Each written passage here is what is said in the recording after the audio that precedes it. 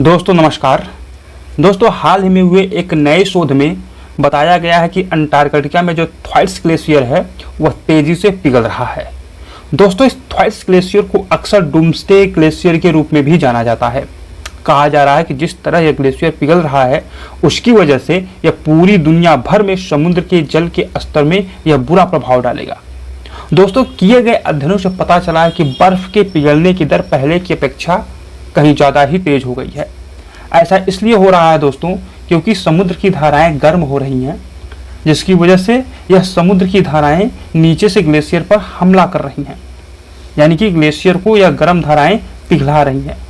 और यह बात दोस्तों डॉक्टर पीटर डेविस जैसे विशेषज्ञों ने कहा है। दोस्तों ग्लेशियर का आइस शेल्फ जो पानी पर ग्लेशियर का मूविंग पार्ट है वो आश्चर्यजनक रूप से टूट रहा है। वैज्ञानिकों ने पाया है कि इस तरह से ग्लेशियर का टूटना उसकी संरचना और उसकी स्थिरता में गहरे बदलाव का संकेत है।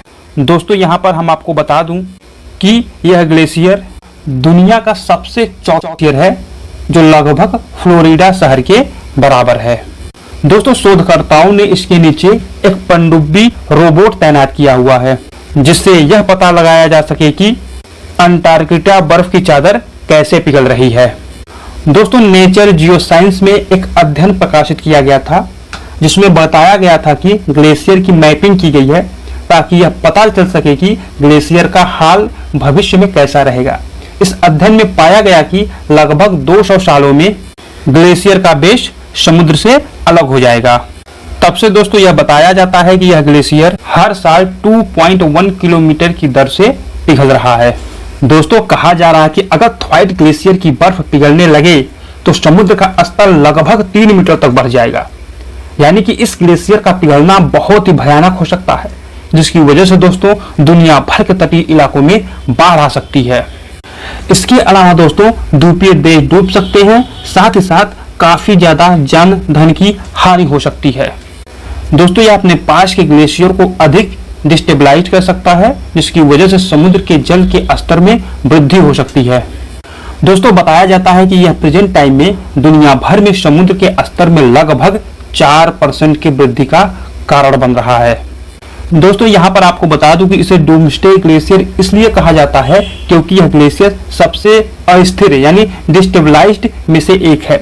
अगर यह ग्लेशियर पूरी तरह से पिघल जाता है तो इसकी वजह से समुद्र के जल के स्तर में विनाशकारी परिवर्तन हो सकते हैं। इसलिए दोस्तों इस ग्लेशियर पर मंडराते खतरे के कारण इसे डूम्सडे ग्लेशियर कहा जाता है। दोस्तों अध्ययनों में यह भी बताया जाता है कि यह पिछले 30 से 32 सालों में इस ग्लेशियर के बर्फ की लगभग दोगुनी मात्रा पिघल चुकी है, जिसकी वजह से दोस्तों आने वाले समय में इसका प्रभाव काफी खतरनाक रूप में दिख सकता है। वैज्ञानिकों द्वारा यह अनुमान भी लगाया जाता है कि थ्वाइट्स ग्लेशियर 200 से 900 वर्षों में पूर्णतः समुद्र में समा जाएगा।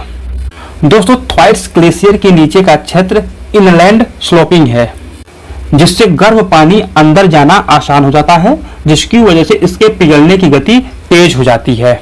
यानी कि दोस्तों यह जिस भूमि पर यह ग्लेशियर स्थित है वह भूमि नीचे की ओर ढलान वाली है, जिससे समुद्र का पानी इस बर्फ को खा जाता है। दोस्तों आपको बता दूं कि थ्वाइट्स ग्लेशियर काफी ज्यादा चौड़ा और तेज गति से बहने वाला ग्लेशियर है। इस ग्लेशियर का आकार दोस्तों ब्रिटेन के बराबर है।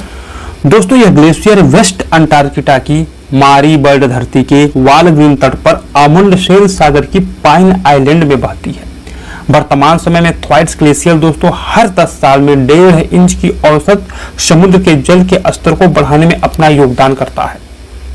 दोस्तों इस ग्लेशियर के पिघलने के पीछे सबसे बड़ा कारण जलवायु परिवर्तन यानी क्लाइमेट चेंज को बताया जा रहा है, क्योंकि दोस्तों जिस तरह से धरती का तापमान बढ़ रहा है उसकी वजह से ग्लेशियर समुद्र के नीचे से लेकर के समुद्र के ऊपर तक पिघल रहा है। यहाँ पर दोस्तों आपको बता दूं कि जलवायु परिवर्तन से सिर्फ ग्लेशियर ही नहीं पिघल रहा है, बल्कि जलवायु परिवर्तन की वजह से जैसे जैसे जलवायु गर्म होती है वर्षा का पैटर्न बदलता है, वाष्पीकरण बढ़ता जाता है, ग्लेशियर पिघलते हैं और समुद्र का लेवल बढ़ता है। ये सभी कारक दोस्तों ताजे पानी की उपलब्धता को काफी ज्यादा प्रभावित करते हैं। इसकी वजह से गंभीर सूखे और बढ़ते पानी के तापमान से पानी की गुणवत्ता में कमी आने की आशंका है। क्योंकि दोस्तों गर्म होती जलवायु के कारण पानी की सप्लाई में गिरावट आई है, कृषि उपज में कमी आई है और शहरों से संबंधित स्वास्थ्य पर बुरा प्रभाव पड़ने लगा है।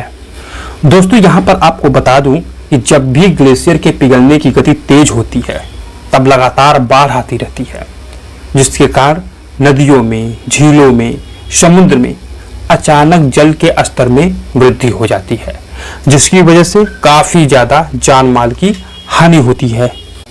दोस्तों ग्लेशियर के पिघलने से जैव विविधता यानी बायोडायवर्सिटी पर बुरा प्रभाव पड़ता है, जैसे कि इसकी वजह से जीव जंतुओं के आवास नष्ट हो जाते हैं। ग्लेशियर के पिघलने की वजह से दोस्तों ताजे पानी की मात्रा में कमी आ सकती है, जो बढ़ती जनसंख्या के दृष्टि से बेहद ही घातक है, क्योंकि दोस्तों ग्लेशियर मीठे पानी का सबसे बड़ा स्रोत है, जिसकी वजह से लोग नदियों पर निर्भर होते हैं, क्योंकि दोस्तों नदियों में ग्लेशियर का पिघला हुआ जल ही जाता है। दोस्तों यहाँ पर आपको बता दूं कि विश्व का लगभग हर झीलों का निर्माण ग्लेशियर की वजह से ही होता है। आखिर दोस्तों ये ग्लेशियर न पिघले, इसको रोकने के लिए क्या किया जाना चाहिए, यानी इसको कंट्रोल करने के लिए क्या उपाय किया जा सकता है। दोस्तों ग्लेशियर को पिघलने से रोकने के लिए जलवायु परिवर्तन के प्रभाव को कम करना पड़ेगा, जैसे कि ग्लोबल लेवल पर ग्रीन हाउस गैस के एमिशन को कम करने के लिए तत्काल कार्रवाई की जानी चाहिए, यानी कि तापमान में वृद्धि को सीमित करने के लिए तत्काल और निरंतर प्रयास की आवश्यकता है। दोस्तों यहाँ पर आपको कमेंट बॉक्स में बताना है कि ग्लोबल लेवल पर ग्रीन हाउस गैस से क्या प्रभाव पड़ता है। अगर यह नॉलेज आपको पसंद आए तो चैनल को सब्सक्राइब कर दीजिए, वीडियो को लाइक कर दीजिए। धन्यवाद।